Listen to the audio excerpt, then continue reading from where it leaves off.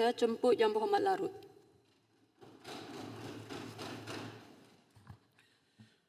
Bismillahirrahmanirrahim. Terima kasih, Puan Ketua. Hari ini kita nak membahaskan satu rang undang-undang untuk menentukan pengehadan tempoh jawatan Perdana Menteri. Saya mendengar apa yang Yang Amat Berhormat Tambun telah bentangkan tadi. Cuma saya nak membangkitkan beberapa perkara supaya dapat kita bincang di sini secara yang baik. Jawatan tertinggi sebagai ketua kerajaan adalah sesuatu yang ada dalam sistem demokrasi kita dan sudah wujud dalam perlembagaan kita. Sudah tentu kita semua mahukan seorang ketua kerajaan yang baik. Dari segi integritinya, kredibilitinya, moralnya, semuanya yang baik. Apa yang telah pun disampaikan oleh Yang Amat Berhormat Tambun tadi. Alhamdulillah, jawatan Perdana Menteri ini kita masukkan dalam perlembagaan kita dan kita juga mempunyai perlembagaan yang sama-sama kita junjung dalam negara kita ini. Pertamanya kita mempunyai Yang di-Pertuan Agong sebagai ketua negara. Ini juga tercatat dalam perkara dalam perlembagaan kita. Dan saya nak petik satu perkara dalam perlembagaan tersebut, iaitu perkara 43/2/A. Yang di-Pertuan Agong hendaklah terlebih dahulu melantik sebagai Perdana Menteri untuk mempengerusikan jemaah menteri seorang ahli Dewan Rakyat yang pada hematnya mungkin mendapat kepercayaan majoriti ahli Dewan Rakyat itu.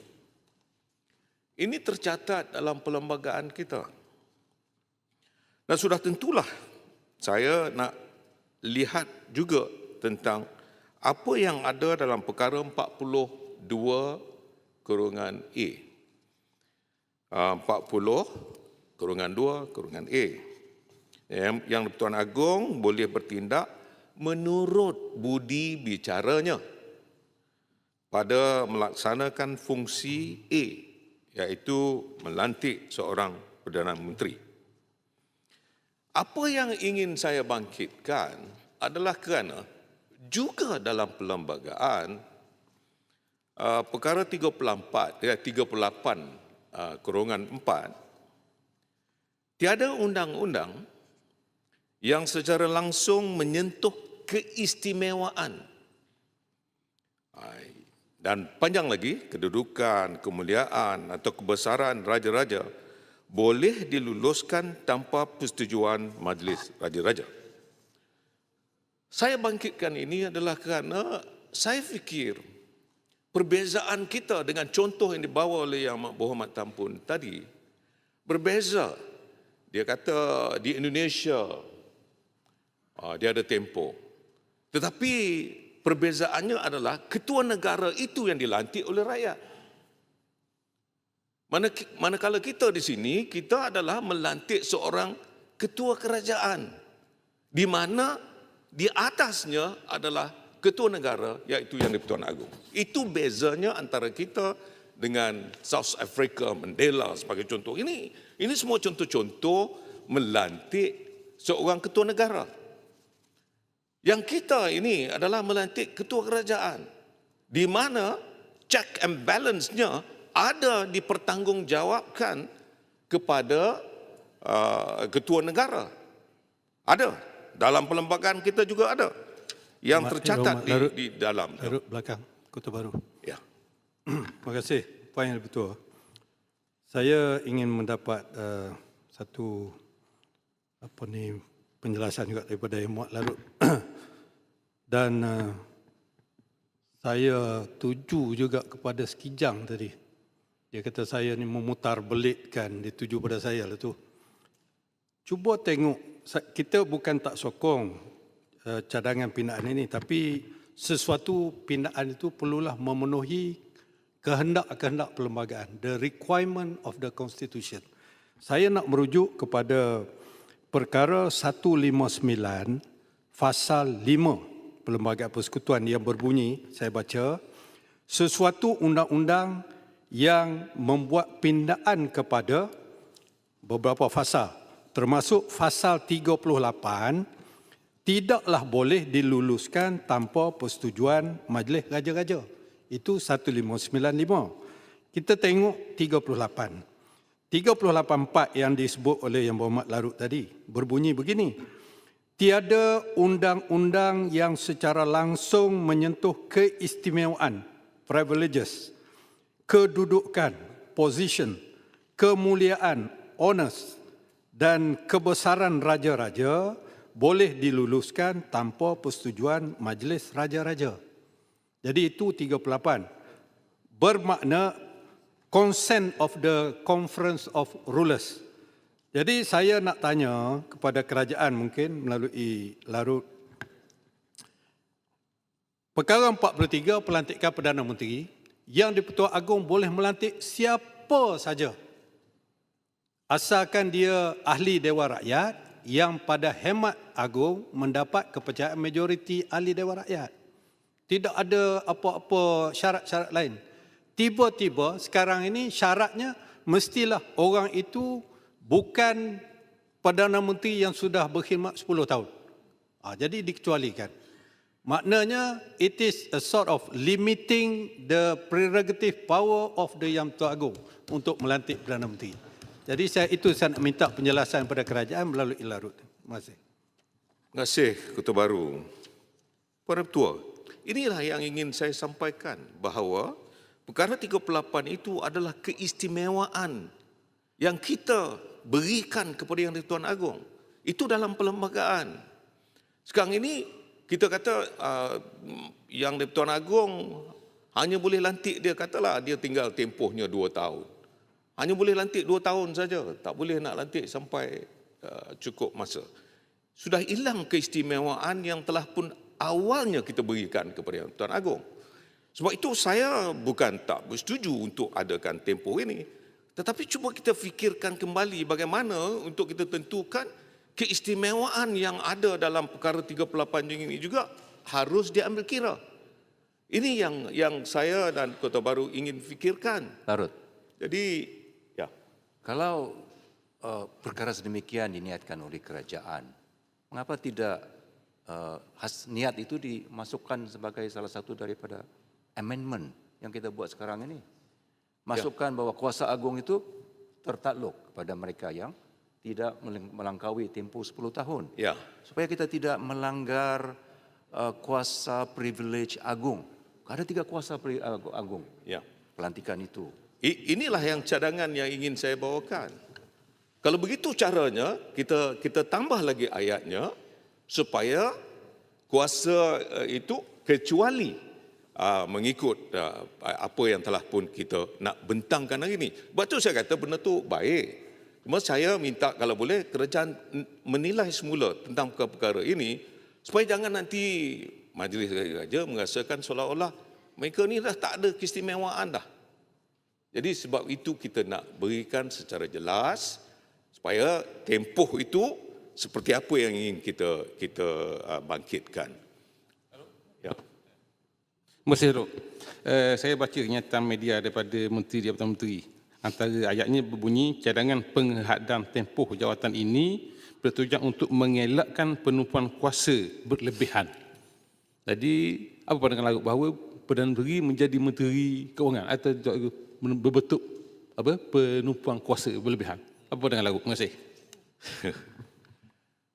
Para Ketua, inilah, saya tahu Ulu Terengganu ni tiap-tiap kali saya bangkit, dia cuba nak suruh saya bergaduh dengan rakan-rakan sebelah saya. Ini yang saya pun ada baca, tapi Hulu Terengganu dah bangkitkan. Yang kenyataan yang dibuat oleh Menteri di Jabatan Perdana Menteri, Azalina Osman Said, Menteri di Jabatan Perdana Menteri, Undang-Undang dan Reformasi Institusi. Saya nak baca, dia kata cadangan pengehadan tempoh jawatan ini bertujuan mengelakkan penumpuan kuasa berlebihan. Kalau itu tujuannya, saya nak mencadangkan, Dr. Terengganu, saya nak mencadangkan, kalau itulah, apa kuasa yang berlebihan? Bukan tempoh. Jawatan itu. Yang Amat Berhormat jadi Perdana Menteri, dah kuasa penuh. Melantik semua anggota jemaah menteri, dah lantik dah. Kemudian lantik diri sendiri sebagai Menteri Kewangan. Pada saya, itu dipersoalkan oleh rakyat. Ini sudah berlebih-lebihan kuasanya. Mengapa tidak kita asingkan supaya Perdana Menteri dan Menteri Kewangan itu tidak boleh bersama.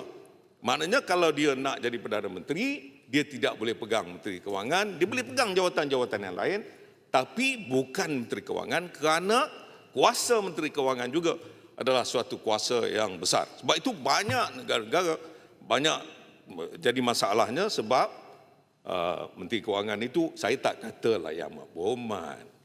Yang Muhammad Tambun mungkin tak lakukan kesalahan. Tetapi saya takut nanti di masa hadapan, masa sudah tamat. tapi ini masalah yang besar ni. Boleh tambah 5 minit Tak lagi? boleh. Kalau tak boleh, bagi injury time 2 minit saja. Sila Jadi guru. apa yang saya nakkan supaya Yang Amat Berhormat Tambun fikirkan di masa hadapan nanti, inilah yang akan timbul masalah-masalahnya. Jadi sebab itu, kalau Menteri Kewangan itu orang lain, jadi Perdana Menteri itu boleh tentukan, kalau dia dah lebih-lebih sangat, dia boleh tukar jawatan Menteri Kewangan ni. Dia kata tak boleh bagi dah orang ni, ganti orang lain. Sebagai contohlah. Sebab itu saya fikir ini kenyataan ni tak berapa baik lah. Dr. Terengganu, nanti mungkin selepas ini Menteri ada kat belakang tu buat yang lain. Sebab yang saya dengar tadi, apa yang Amat Berhormat Tambun bangkitkan lain. Dia kata ianya melangkaui individu. Ianya adalah merupakan kita ukur mengikut institusi itu supaya diperkukuhkan. Alhamdulillah, saya setuju.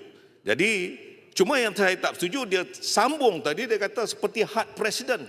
Had presiden itu yang saya nak, tadi telah pun saya jelaskan, presiden itu dia ketua negara. Manakala yang Perdana Menteri adalah Pendang, ketua kerajaan. Saya tak bagi laluan. Ni pasal 2/3-nya ni, Sila duduk. puan dia betul. Penting ni. Sila Nak duduk. dapat kelulusan 2/3 aku tidak tak Sila boleh duduk. ni. Kalau duduk, tak mau duduk, boleh keluar. Tak nak keluar, saya nak duduk. Saya nak duduk, Sila saya tak nak keluar. Ya. Lalu sila gurung. Speaker tak bagi, duduklah. Kita bulan Ramadan baik-baiklah. Jadi bila Yang Amat Berhormat sebut tadi, kita nak memperkukuhkan institusi ini, kita nak supaya individu tersebut, kita persoalkan dari segi integritinya, kepercayaan rakyat kepadanya, supaya dia menjadi satu pemimpin yang adil dan bertanggungjawab, penuh dengan tanggungjawab, dengan amanah yang telah pun diberikan. Jadi kita persoalkan dari segi accountability dan juga tata kelola. Itu yang dibangkitkan oleh Yang Amat Berhormat.